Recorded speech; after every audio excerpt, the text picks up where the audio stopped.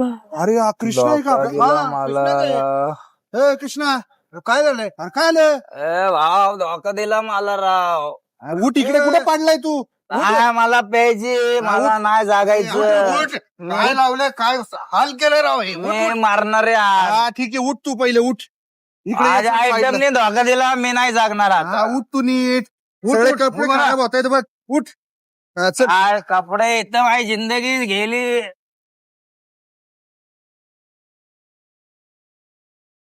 अरे कृष्णा काय अवस्था करून घेतली तू स्वतःची? अरे कधी दारूला हात लावत नव्हता तू, आणि आज दारू मध्ये आज चक्कर बुडालायस तू? अरे असं झालंय तरी काय? अरे दारू पिऊन तू रस्त्यावर पडला नव्हता, सुपारीला कधी हात लावला नाही तू, आणि चक्क दारू पिला आज एवढी? अरे काय रे मगापासून मरतो मरतो म्हणतोय? काय झालं तरी सांग की नक्की. अरे काय सांगू भाऊ. अरे 3 वर्ष प्रेम केलं राव त्या पोरीवर. काय कमी नाही केलं राव तिच्यासाठी.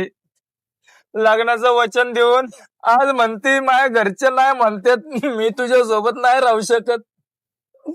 काय चुकलं राव माझं. तू मला सांग, चांगला पोरगा असणं वाईट आहे का रे?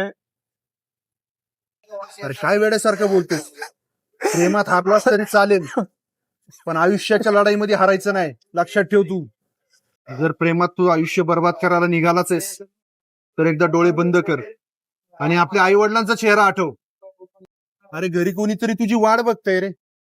त्यांनी अख्खं आयुष्य तुझ्यासाठी पणाला लावलंय. अरे त्यांनी त्यांची स्वप्न बाजूला ठेवली तुझी स्वप्न पूर्ण करण्यासाठी. ते उपाशी राहिले, पण तुला उपाशी राहू दिलं नाही. आणि त्या 3 वर्षाच्या प्रेमासाठी तू तुझं अख्खं आयुष्य बर्बाद करायला निघालायस, संपवायला निघालायस. लाज वाटली पाहिजे तुला.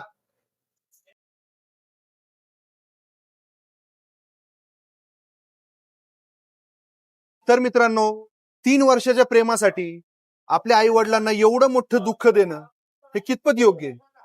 तुम्हाला काय वाटतं? कमेंट मध्ये नक्की सांगा.